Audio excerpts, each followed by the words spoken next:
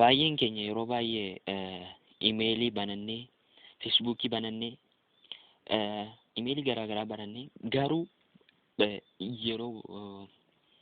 yeroon booda paaswordii imeelichaa paaswordii akkaawuntii feesbuukii keenya irraafachuu dandeenya. Kanaaf garuu yaadda'inaa viidiyoon amma ani isinitti agarsiisuuf deemu kanuma jechuudha. Akkamittiin osoo yaaduu hin barbaachisin isiniif fiduudha. Jalqaba irratti Chrome irra galtu. Chrome irra galtanii mallattoo isa gara olii mallattoo sadii jiru isa tuqxu.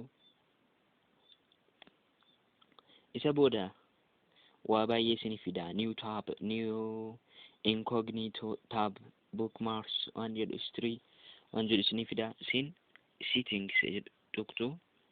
Password keessan barbaadaa jirtu waan ta'eef. Isa booda password isa jedhu tuqxu. Isa booda kan feesbuukii keessanii baruu yoo barbaadan dhuftanii asitti isiniif fida jechuudha. Kan feesbuukii keessanii baruu yoo barbaadanii isiniif fida. Asitti visible gootanii ilaaluu dandeessu jechuudha.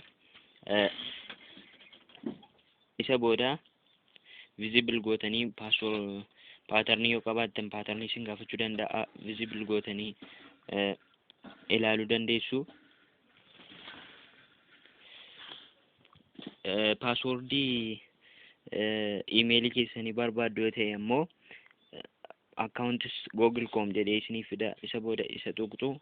Isa booda visible gootanii isas ilaaluu dandeessu jechuudha.